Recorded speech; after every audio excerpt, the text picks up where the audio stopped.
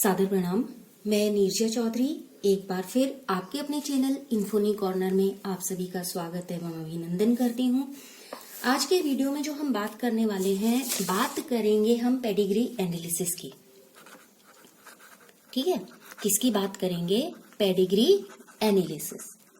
देखिए, pedigree analysis Hindi में वंशावली विश्लेषण हुआ और इसके अंतर्गत ये देखा जाता है कि कौन से कैरेक्टर वंश में आगे बढ़ते हैं, यानी कि नेक्स्ट जेनरेशन में जाते हैं। उससे पहले कुछ सिंबल्स हैं जिनको देख लेते हैं। सिंबल्स में एक्चुअली क्या है कि जब स्क्वायर मेंशन होगा, क्योंकि जब हम पेडिग्री एनालिसिस करते हैं तो उसके लिए बार बार मेल फीमेल या सेक्स अनस्पेसिफाइड इस तरीके से ना लिख के हम उनके लिए सिंबल का यूज करते हैं। तो जब ये स्क्वायर होगा इट मीन्स मेल के लिए लिखा गया है।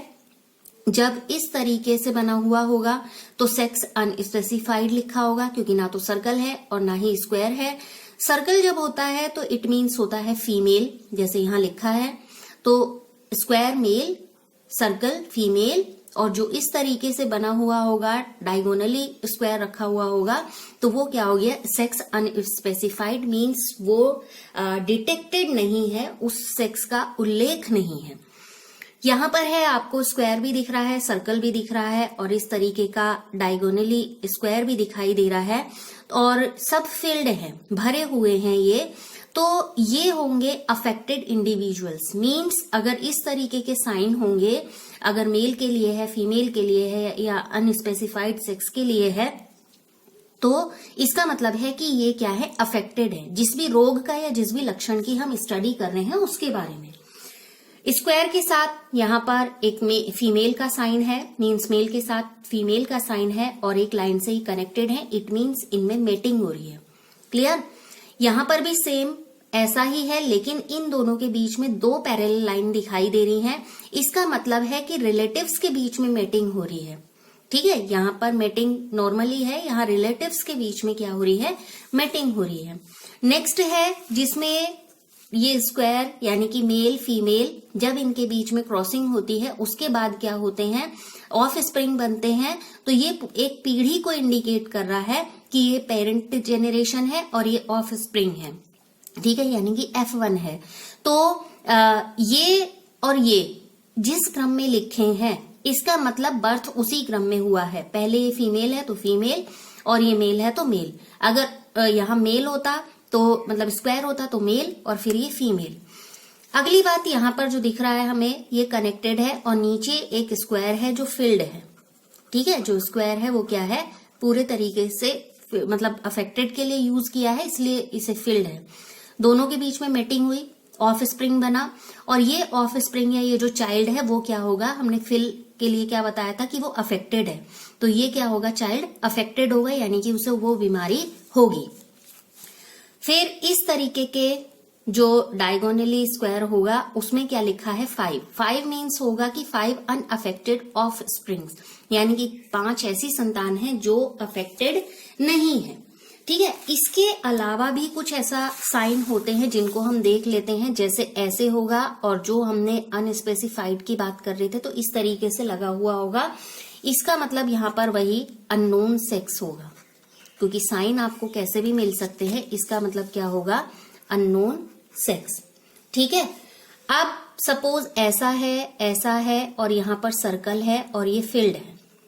ध्यान दीजिएगा, वहां पर ऐसा नहीं था, यहाँ पर क्या था? सब अकेले अकेले थे, लेकिन यहाँ पर क्या है? ये इस तरीके से अटैच्ड है, तो इसका मतलब ये है ये अबॉर्टेड है। ठीक है, ये क्या है? अबॉर्टेड। क्लियर हो गया? अब ये क्या होगा? अगर सपोज ऐसा है और यहाँ मेल और यहाँ फीमेल है, इसका मतलब होगा ये डिजीज्ड ऑफ स्प्रिंग है।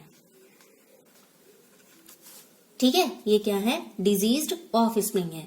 इसके बाद एक और होगा जिसमें सर्कल के अंदर इस तरीके से एक और सर्कल बना होगा, लेकिन वो क्या होगा? आधा, मतलब पूरे तरीके से भरा हुआ नहीं होगा।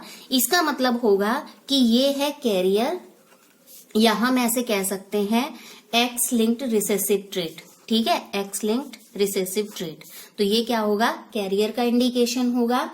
और अगर इस तरीके से आता है, मान लीजिए ये है और आधा फिल है, ऐसा भी हमें स्क्वायर या क्रॉस मिल सकते हैं, तो इसका मतलब यहाँ पर होता है, चाहे वो मेल के लिए हो चाहे वो फीमेल के सेंस में हो, इस तरीके का हमें मिल सकता है। इसका मतलब होता है यहाँ पर कि जो प्रोपोजिशन है यानी कि मेल से रिलेटेड है, या प्रोपोसिट है यानी कि फीमेल जो है उससे रिलेटेड है, तो first case in a family that was identified heterozygotics, यानी कि ये क्या मिलेंगे, पहला ऐसा केस होगा फैमिली का जो हेट्रोजाइगोट्स मिलेंगे। ठीक है, कैसे मिलेंगे, हेट्रोजाइगोट्स मिलेंगे। तो ये इससे रिलेटेड जो पेडिग्री है यानी कि जो एनालिसिस किया जाएगा उससे रिलेटेड कुछ सिंबल्स हैं। बात करते हैं आगे।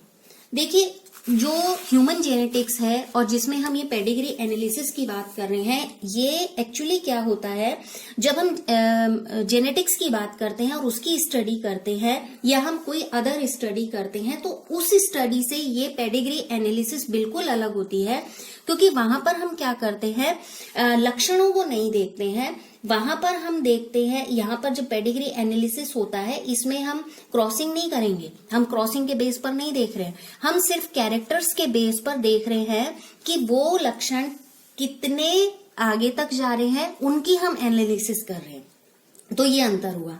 अब देखिए मीनिंग क्या हुआ इसका, कि जो हम पेडिग्री एनालिसिस कर रहे हैं, क्योंकि इंपॉर्टेंट है ये पेडिग्री एनालिसिस जो कर रहे हैं वो क्या है, जैसे हमने हीमोफीलिया के बारे में पढ़ा था, हमने कहा था कि उसे क्या कहा गया, रॉयल डिजीज कहा गया, और उसमें जो कैरियर की भूमिका में थी तो वो कौन थी, महारानी विक्टोरिया कैरियर की भूमिका में थी। ठीक है, तो यहाँ जो पेडिग्री एनालिसिस का जो एग्जाम्पल हम लेते हैं तो लगभग उसी का वही एग्जाम्पल लेते हैं। यहाँ पर बात कर रहे हैं कि इसका मीनिंग क्या हुआ। देखिए एक्चुअली होता क्या है कि अलग अलग कंडीशंस होती हैं, अलग अलग सिचुएशंस होती हैं, अब उनको हमें ध्यान में रखना है और उनको ध्यान में रखते हुए मनुष्य के कुछ जो स्पेशल जीन है उनका किस तरीके से डिस्ट्रीब्यूशन हुआ है, उनका किस तरीके से इनहेरिटेंस हुआ है, और इन सबको कलेक्टिवली जब स्टडी किया जाता है उसको ही कहा जाता है पेडिग्री एनालिसिस। ठीक है, उसे ही कहा जाता है पेडिग्री एनालिसिस। क्लियर हो गया। अब ये सारे सिंबल जैसे थे ही जो हमने अभी पढ़े कि क्या क्या होगा, हम उसमें लिख देंगे कि ये ऑफस्प्रिंग कौन सा है, डाइजाइगोटिक है तो कैसा है। अगर डाइजाइगोटिक की बात करूं तो डाइजाइगोटिक शायद लिखा नहीं उसमें, तो डाइजाइगोटिक इस तरीके से होगा। ठीक है, डाइजाइगोटिक है, ऐसा है। अगर मोनोजाइगोटिक ट्विन्स हैं, मोनोजाइगोटिक ट्विन्स आएंगे तो इस तरीके से होगा। ठीक है, ये मोनोजाइगोटिक ट्विन्स हो गए। तो अलग अलग हम क्या करते हैं, सिंबल का यूज करते हैं और जिससे हम क्या करते हैं, वो उस एनालिसिस को इजी कर लेते हैं। ठीक हो गया ना। अब देखिए जो हेरिडिटरी ट्रेट्स हैं, ह्यूमन की बात करें तो फैमिली हिस्ट्री की इसमें स्टडी की जाती है। क्या किया जाता है, फैमिली हिस्ट्री की स्टडी की जाती है। देखा जाता है कि कौन से ऐसे लक्षण हैं जो प्रीवियसली फैमिली में प्रेजेंट थे, यानी कि ऐसे बहुत से लक्षणों का पता चल जाता है हमें जब हम ऐसे देखते हैं कि एक जेनरेशन से दूसरी जेनरेशन में चले गए। तो इन्हीं को हम क्या कहते हैं, जो एक जेनरेशन से दूसरी जेनरेशन में चले जाते हैं, उन्हें कहा जाता है हेरिडिटरी ट्रेट्स। क्या कहा जाता है, हेरिडिटरी ट्रेट्स। ठीक है, अब यहाँ पर एक लिस्ट तैयार हुई जिनमें जेनेटिक ट्रेट्स की लिस्ट की बात करेंगे, और कौशिक थे, मैककौशिक की बात कर रहे हैं, उन्होंने ये लिस्ट एक तैयार की थी। तो उन्होंने क्या कहा कि जो इनहेरिटेंस जीन होते हैं वो लिस्ट किस पर बेस्ड करेगी, इनहेरिटेंस जीन पर बेस्ड होगी, और उन ट्रेट्स के हिसाब से इनको, ये जो ट्रेट्स हैं इनको क्या किया गया, अलग अलग कैटेगरी में उन्होंने डिवाइड किया। तो उन्होंने कितनी कैटेगरी में डिवाइड किया, इसको 4 कैटेगरी में डिवाइड किया। ये 4 कैटेगरी कौन कौन सी थी। सबसे पहला जो ट्रेट उन्होंने लिया था वो था स्ट्रक्चरल ट्रेट। ठीक है, स्ट्रक्चरल ट्रेट यानी कि संरचना विशेषक। अब ये स्ट्रक्चरल ट्रेट क्या था, स्ट्रक्चरल ट्रेट ये था कि इसके अंतर्गत क्या क्या चीजें आएंगी। इसके अंतर्गत आएगा साइज, इसके अंतर्गत आएगी हाइट या कद, इसके अंतर्गत आएगा स्किन का कलर, इसके अंतर्गत आएगा आंखों का कलर और बालों का कलर, बाल किस तरीके से हैं, यानी कि हेयर अरेंजमेंट की बात करूं तो ये सारे के सारे स्ट्रक्चर के अंतर्गत आएंगे। आ गई बात समझ?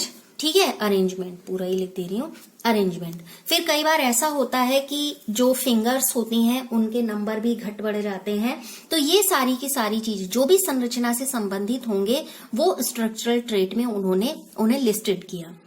दूसरी बात आती है फंक्शनल ट्रेट, जो उन्होंने डिवाइड किया, जो सेकंड उसको मतलब कैटेगरी दी उसको, तो वो क्या था उनका फंक्शनल ट्रेट्स। तो दूसरा डिवीजन ये था। अब फंक्शनल ट्रेट्स में क्या होगा? फंक्शनल ट्रेट्स में था कि जो ब्लड ग्रुप है और एक तरीके की सेंसिटिविटी मान लीजिए, पहले तो क्या आ जाएगा इसमें फंक्शनल ट्रेट में, ब्लड ग्रुप हो गए, और सेंसिटिविटी किस तरीके की? सेंसिटिविटी होगी जो रोग है उनके प्रति। ठीक है, कुछ लोग बहुत जल्दी अपने आप को बीमार महसूस करते हैं, कुछ लोग नहीं करते हैं, तो ये सेंसिटिविटी की बात कर रहे हैं। ठीक है, और रिप्रोडक्शन कैपेसिटी की बात कर रहे हैं, और किस तरीके का स्टेमिना है, फंक्शनल में आएगा ये सारे के सारे क्या हुए? क्रियात्मक के अंतर्गत हुए। फंक्शनल मतलब हिंदी में कहूं तो क्रियात्मक। अगला आता है मेंटल ट्रेट। मेंटल ट्रेट, अब मेंटल ट्रेट में क्या हुआ? मेंटल ट्रेट में जितने भी बुद्धि से संबंधित गुण मान लीजिए, चाहे क्या बोलना चाहिए, चाहे उसका साहित्यिक पहलू मान लीजिए, उसका वैज्ञानिक पहलू मान लीजिए, उसकी जो गणितज्ञता है यानी कि मैथमेटिक्स है वो मान लीजिए, सिंगिंग हो गया, उसकी क्लेवरनेस हो गई, उसके फुलिश बिहेवियर हो गया, जो सारे का सारा ये मानसिक तरीके से कंट्रोल्ड है वो सारा इसमें आएगा। चाहे मूर्खता, जैसे हिंदी में कहूं मूर्खता कह लीजिए, उसकी चालाकी, और उसकी बुद्धि कितनी त्वरित तरीके से काम करती है, और कितनी गणितीय योग्यता है उसमें, या कितने साइंटिफिक तरीके से वो चीजों को सोचता है या करता है, तो ये मेंटल ट्रेट के अंतर्गत आ गया। ठीक है, अब आते हैं इसके बाद, ये तो था स्ट्रक्चरल, फंक्शनल और मेंटल, तीनों हो गए, यानी कि संरचनात्मक, क्रियात्मक और मानसिक। अब आते हैं ऐसे ट्रेट्स जिनको एबनॉर्मल ट्रेट कहा गया है। जिनको क्या कहा गया? Abnormal trait. एबनॉर्मल ट्रेट्स क्या हुए? एबनॉर्मल ट्रेट्स हुए जैसे हीमोफीलिया का ही एग्जांपल शुरू में लिया हमने, और रतौंधी हो गया, कोढ़ हो गया, गंजापन हो गया, कलर ब्लाइंडनेस हो गया, सिकल सेल एनीमिया है, और फिनाइल कीटोन्यूरिया पढ़ा है हमने, एल्बिनिज्म हो गया, पैरों में या हाथों में उंगलियों की संख्या का में जो अंतर होता है, जैसे 5 से ज्यादा हो जाती हैं, जिन्हें पॉलीडेक्टाइली बोला जाता है, तो ये कैसे लक्षण हो गए? ये एबनॉर्मल ट्रेट्स हो गए। ये भी एक पीढ़ी से दूसरी पीढ़ी चले गए। ठीक है, अब यहाँ पर क्या होता है कि जो गाल्टन है, गाल्टन को कहा गया था कि जो एक बात कर रहे हैं, जो हम कह रहे हैं कि ह्यूमन जेनेटिक्स जो होती है वो जनरल स्टडी से एक अलग चीज होती है। ठीक है, तो गाल्टन ने जो जितनी हम स्टडी कर रहे हैं इसकी नींव डाली थी। गाल्टन ने कहा था, जो फ्रांसिस गाल्टन उनका पूरा नाम था, उन्होंने बताया था कि इस तरीके से कि जो ह्यूमन है उसमें एक लक्षण एक पीढ़ी से दूसरी पीढ़ी तक चला जाता है, और उन्होंने इस तरीके से पेडिग्री एनालिसिस किया, तो इसलिए उन्हें गाल्टन को जो ह्यूमन जेनेटिक्स है उसका फादर कहा जाता है। ये ध्यान में रखिएगा। ठीक है, अब एक लाइन में क्या कहे अगर कि जो पेडिग्री एनालिसिस है वो क्या है? पेडिग्री एनालिसिस है कुटुंब की वंशावली का अध्ययन। एक शब्द में आप ऐसे समझ सकते हैं इसको। पेडिग्री एनालिसिस क्या है? कुटुंब की वंशावली का अध्ययन। ठीक है, अध्ययन। अब जो गाल्टन है उन्होंने क्या किया, जितने भी लक्षण थे उनकी वंशागति की उनको एक्सप्लेनेशन किया, यानी कि जिन लक्षणों का इनहेरिटेंस हो रहा था, चाहे वो हीमोफीलिया थे या पॉलीडेक्टाइली थे या कलर ब्लाइंडनेस था, जो भी उन्होंने कैरेक्टर लिया, जो भी लक्षण लिया, उन्होंने उस चीज को एक्सप्लेन किया कि वो किस तरीके से एक पीढ़ी से दूसरी पीढ़ी में चला गया। ठीक है, अब बात आती है कि जो ये पेडिग्री एनालिसिस किया गया, इसकी क्या इंपॉर्टेंस थी। मतलब पेडिग्री एनालिसिस, अब कोई भी चीज जब शुरू की जाती है तो उसका कोई ना कोई महत्व होता है जिस आधार पर उसको स्टार्ट किया जाता है। तो यहाँ पर भी प्रश्न आता है कि जब पेडिग्री एनालिसिस हुआ तो उसका क्या महत्व था। देखिए, उसका बहुत महत्व ये था कि देखिए, जैसे अगर मनुष्य की बात कर रहे हैं जैसे हम यहाँ, तो मनुष्य में बहुत सारे ऐसे बायोलॉजिकल या मोरल कुछ ऐसे कैरेक्टर्स होते हैं, यानी कि कंट्रोल्ड हाइब्रिडाइजेशन तो हम नहीं करा सकते। तो उस कंट्रोल्ड हाइब्रिडाइजेशन के ना करवा पाने की वजह से जितने जेनेटिक डिसऑर्डर थे, उन जेनेटिक डिसऑर्डर का इनहेरिटेंस का अध्ययन करना, और वो इनहेरिटेंस का अध्ययन करना वंश वृक्ष के माध्यम से, यानी कि एक आजकल वो फैशन में भी चला हुआ है, लोग अपने ड्राइंग रूम में एक पेड़ बना के अलग अलग तरीके से उसको क्या करते हैं, फोटो लगाते हैं। होता है ना, ऐसा देखा होगा कहीं, इस तरीके से अलग अलग उसमें, और वो कहते हैं फैमिली ट्री है। यहाँ पर बात कर रहे हैं हम पेडिग्री एनालिसिस की। तो एक पूरे कहाँ से स्टार्ट होता है वंश, जितनी मैक्सिमम इंफॉर्मेशन मिल जाए उसको एक क्या करना, अध्ययन करना, उसकी स्टडी करना। दूसरी चीज क्या होगी, मान लीजिए कोई कपल है, अब उसकी इस पेडिग्री के बेस पर उनके बच्चों में अगर कोई किसी तरीके की एबनॉर्मेलिटी आती है तो उस एबनॉर्मेलिटी का पता चल जाएगा और उसको समय से क्योर किया जा सकता है। तीसरी चीज क्या है कि जो सेक्स लिंक्ड जो डिजीज है या डिसऑर्डर्स है वो किस तरीके से आगे जाएंगे या उनसे रिलेटेड जो हमारी नॉलेज है उसको बढ़ाने का वो काम करेंगे। ठीक है, तो इसलिए ये क्या हुआ कि इसको तैयार किया गया, ये पेडिग्री एनालिसिस किया गया और पीढ़ियों का विश्लेषण हुआ इसके अंतर्गत। इसके लिए हम उदाहरण लेते हैं हीमोफीलिया का।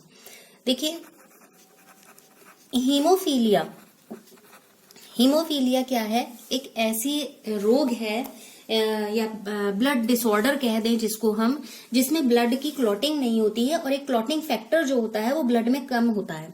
कई बार ऐसा होता है ब्लड की, हम कह रहे हैं जैसे क्लॉटिंग कम होती है, देर से होती है, और कई बार ऐसा हो जाता है कि ब्लड की क्लॉटिंग भी नहीं होती है और जरा सी चोट भी क्या हो जाएगी, बिल्कुल जान पे बनाएगी, ऐसी होती है। तो ये किस तरीके का रोग है, ये हम पढ़ चुके हैं, लाइटली उसको ले रहे हैं। ये कैसा है, सेक्स लिंक्ड रिसेसिव रोग है। ठीक है, अब सेक्स लिंक्ड रिसेसिव रोग कौन सा हुआ, जिसमें क्या होगा कि एक तरीके से जो मेल चाइल्ड होगा वो इस अनअफेक्टेड कैरियर में कहां से आएगा, फीमेल से आएगा। ठीक है, तो कहां से आता है, वो फीमेल से आता है। तो जो फीमेल होती है उसके लिए एक कैरियर के रूप में काम करती है। आ गई बात समझ। अब देखिए, इसको ऐसे समझते हैं, एक क्रॉस बनाते हैं, ये है H इंडिकेटेड, मीन्स क्या है, ये हीमोफीलिक का इंडिकेशन किया है H, और ये क्या है, फीमेल मतलब मदर है। ठीक है, एक है तो क्या दिखाइए, ये कैसी होगी, वाहक होगी, यानी कि उस रोग की कैरियर होगी। ठीक है ना। अब इसका विवाह किससे होता है, एक नॉर्मल मेल से होता है जो इस तरीके के रोग को नहीं रखता है, यानी कि एक नॉर्मल मेल से होता है। एक पेडिग्री एनालिसिस इसके बेस पर करने की कोशिश है। इनकी जब मेटिंग होती है तो उस मेटिंग के बाद क्या बना, X X X Y, X X X Y.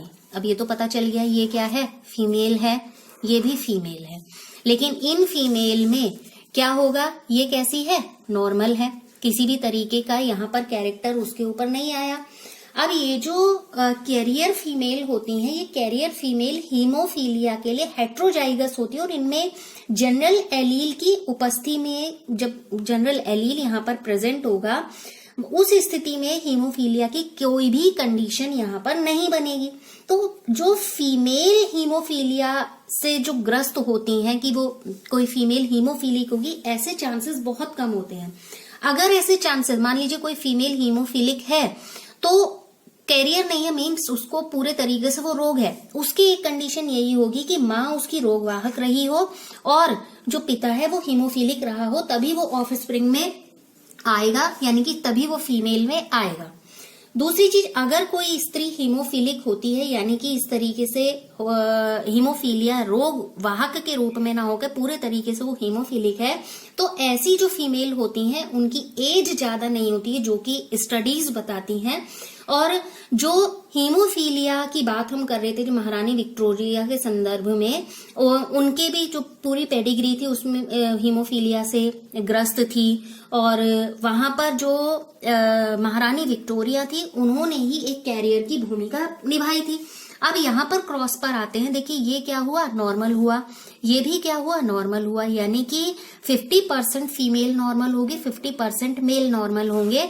और यहाँ पर जो ये एक्स और ये एक उस पर आया है, जैसे अभी कहा कि हेट्रोजाइगोटिक होता है, कौन, कब, जब फीमेल क्या होती है, कैरियर होती है। तो ये यहाँ पर जो बनेगी, जो भी फीमेल ऑफस्प्रिंग होगा वो कैरियर की भूमिका में होगा, और यहाँ पर जो मेल होगा वो क्या होगा, अफेक्टेड होगा, यानी कि वो प्रभावित होगा, वो इस रोग से ग्रसित होगा। अब क्यों होगा, क्योंकि ये जो अनअफेक्टेड कैरियर है, ये अनअफेक्टेड कैरियर एक्स गुणसूत्र से ही तो आया, और वो कहां से आया, फीमेल से आया। तो ये क्या होगा, बीमार होगा, यानी कि ये हीमोफिलिक होगा। तो इस तरीके से पेडिग्री एनालिसिस की गई। अभी जो हमने कहा कि अगर लेडी, मतलब जो भी गर्ल चाइल्ड है, अगर वो हीमोफीलिया से पीड़ित है तो उसके क्या चांसेस हैं, उसके चांसेस ये वाले हैं, एक तो उसकी मदर या तो कैरियर रही हो और पिता हीमोफिलिक रहा हो। जब आप इनके बीच में क्रॉस कराते हैं, देखिए एक रफली यहाँ पर देख लेते हैं, इस तरीके की क्या है, कंडीशन है। जब इनके बीच में क्रॉस होता है, इनके बीच में जब क्रॉसिंग हो रही है तो ये आ गया, देखिए दोनों पर आ गया।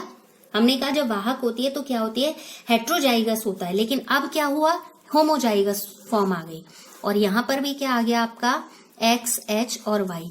तो यहां पर नॉर्मल फीमेल नहीं बनेगी, यानी कि जो गर्ल का जन्म होगा वो फीमेल, वो नॉर्मल नहीं होगी। एक या तो 50% चांसेस हैं वो क्या होगी, कैरियर के रूप में होगी, और 50% ये चांसेस भी बनते हैं कि वो हीमोफीलिया से ग्रसित होगी, यानी कि वो हीमोफीलिया से पीड़ित होगी। साथ ही साथ में जो सन होंगे, यानी कि जो लड़के होंगे, वो 50% पूरे तरीके से नॉर्मल भी हो सकते हैं, और 50% उनमें संभावनाएं हैं कि वो हीमोफिलिक होंगे। तो ये अलग अलग तरीके की कंडीशन है। पहली कंडीशन जो हमने देखी, हमने 2 कंडीशन देखी, अगर हम पेडिग्री एनालिसिस के ही बेस पे बात करूं तो हमने देखा जब मदर क्या है, कैरियर की भूमिका में है, और जो फादर है वो नॉर्मल है। तो ऐसी कंडीशन में गर्ल चाइल्ड या तो नॉर्मल की भूमिका में हो सकता है या कैरियर की भूमिका में हो सकता है, दोनों के चांसेस 50-50 हैं। ऐसे ही जो बॉय चाइल्ड होगा वो या तो नॉर्मल हो सकता है या हीमोफिलिक हो सकता है। दूसरी कंडीशन हमने ली, क्योंकि इन दोनों की क्रॉसिंग हम देख चुके, हमने दूसरी कंडीशन ये ली कि अगर फीमेल कैरियर की भूमिका में है और मेल हीमोफिलिक है तो क्या होगा। ऐसी स्थिति में जितनी फीमेल होंगी नॉर्मल नहीं बनेंगी, या तो वो क्या होंगी, कैरियर होंगी, या फिर वो हीमोफिलिक होंगी। लेकिन जो मेल होंगे, जो बॉय होंगे जिनका बर्थ होगा, वो या तो नॉर्मल होंगे, अदरवाइज वो क्या होंगे, हीमोफिलिक होंगे। लेकिन इस कंडीशन में नॉर्मल फीमेल नहीं बनेगी, जो कि हमें यहाँ पर नॉर्मल फीमेल दिखाई दी। ठीक है, तो ये है पेडिग्री एनालिसिस। अब एक चीज और देख लें कि जब हम सेक्स लिंक्ड डिजीज के बारे में बात करते हैं तो क्या विशेषता होती है, क्योंकि टॉपिक अब ये छूट जाएगा तो फिर छूट ही जाएगा। ऐसी स्थिति में देखिए क्या होता है कि जो ये एक्स सेक्स लिंक्ड जो भी रोग है उनकी बात देखो, हीमोफीलिया से अगर ग्रसित फादर की बात करें तो अपने जो भी उसके बेटे होंगे उनमें रोग का वो संचरण नहीं करेगा, क्योंकि वहां पर रोग का संचरण कौन करता है, यानी कि रोग को आगे बढ़ाने का काम कौन कर रहा है, रोग को आगे बढ़ाने का काम कर रही है माँ। क्यों कर रही है, क्योंकि माँ है कैरियर की भूमिका में। ठीक है, तो मेल एक इंपॉर्टेंट चीज है, ये ध्यान में रखिएगा, मेल हीमोफीलिया में कभी भी वाहक या कैरियर की भूमिका में नहीं होते हैं। हमेशा कैरियर का काम कौन करती है? फीमेल या मदर ये काम करती है। दूसरी चीज, जो फीमेल होती हैं उनके कंपैरेटिवली मेल इस रोग से ज्यादा प्रभावित होते हैं। ठीक है, पहले जैसे हमने कहा कि फीमेल तो पूरे तरीके से हीमोफिलिक, बहुत कम चांसेस होते हैं, रेयर चांसेस होते हैं कि हीमोफिलिक हो, मोस्टली वो कैरियर की भूमिका में होती हैं। अब जनरल फिनोटाइप के अगर मदर फादर के अफेक्टेड कोई भी चाइल्ड है वो ऐसा हो भी सकता है, लेकिन अगर स्त्री में हीमोफीलिया है और उसके फादर का हीमोफीलिया ग्रस्त होना जरूरी है, तभी किसी ऑफ स्प्रिंग में मींस गर्ल चाइल्ड में वो हीमोफिलिक कैरेक्टर्स मिलेंगे, यानी कि वो हीमोफिलिक होगी। जैसे कहा कि मदर क्या हो, वाहक की भूमिका में हो, और फादर क्या हो, उस रोग से पीड़ित हो। जब इनके बीच में क्रॉसिंग होगी तभी जो ऑफ स्प्रिंग बनेगा, एज ए गर्ल चाइल्ड बात कर रहे हैं, तभी वो वहां पर क्या होगा कि कैसा हो वो, ये कंडीशन होनी चाहिए दोनों मदर और फादर के लिए, तब वो यहाँ पर गर्ल चाइल्ड क्या हुआ, हीमोफिलिक होगा। अब ये जो कैरेक्टर है ग्रैंडफादर से ग्रैंडसन के बीच की पीढ़ी में एब्सेंट भी रह सकता है। जरूरी नहीं है कि यहाँ ये कैरेक्टर है तो यहाँ आए, यहाँ फिर ना आए। तो ये ग्रैंडफादर से लेकर यहाँ तक की पीढ़ी में वो एब्सेंट भी रह सकता है, यानी कि इन दोनों के बीच की जो पीढ़ी है यहाँ पर वो एब्सेंसी हो भी सकती है। अगर माँ हीमोफिलिक है तो कंडीशन है कि जितने पुत्र होंगे सभी हीमोफिलिक होंगे। ठीक है, जितने पुत्र होंगे सभी क्या होंगे, हीमोफिलिक होंगे। आ गई बात समझ? ये ध्यान में रखिएगा, क्योंकि माँ अगर हीमोफिलिक है, इसको क्रॉसिंग के माध्यम से अगर हम देख लें, और फादर क्या है, नॉर्मल है, तो आप देख लीजिए जब इनकी क्रॉसिंग कराई जाएगी तो एक्स ये आ गया। ठीक है, और यहाँ क्या आ गया, ये हीमोफिलिक हो गया। ठीक है, यहाँ आया तो XXH और यहाँ आया तो XHY। तो 100% क्या होगा, जो सन होंगे वो कैसे होंगे, हीमोफिलिक होंगे। और 100% क्या होगा, जितने डॉटर होंगी यानी कि जितनी गर्ल होंगी वो क्या होंगी, कैरियर की भूमिका में होंगी, वो कैरियर होंगी। कंडीशन क्या है, जब मदर यानी कि जब फीमेल हीमोफिलिक होगी, ये कंडीशन तब की है, और जब मेल क्या होगा, नॉर्मल होगा। तो ये हमने लगभग 3 कंडीशन पढ़ी हैं हीमोफीलिया की पेडिग्री से रिलेटेड। तो फिलहाल आज के सेशन में इतनी ही बात करेंगे। नेक्स्ट सेशन में हम सिकल सेल एनीमिया को थोड़ा सा डिटेल करेंगे, क्योंकि सिकल सेल एनीमिया में जो अलग अलग ऑटोसोमल रिसेसिव ट्रेट्स होते हैं और किस तरीके से वहां पर एक कैरियर की भूमिका आती है, कैसे एलील उसे कंट्रोल करता है, ये सारी चीजें भी समझ लेंगे, क्योंकि फिर टॉपिक छूटेगा तो छूट ही जाएगा। तो नेक्स्ट सेशन में आपसे जल्दी मिलेंगे। आप लगातार साथ बने रहें। वीडियोस अगर ठीक लगते हैं, कंटेंट इंफॉर्मेटिव लगता है, तो आप उन्हें शेयर करते रहें, और लगातार साथ बने रहने के लिए आप सभी का बहुत बहुत धन्यवाद।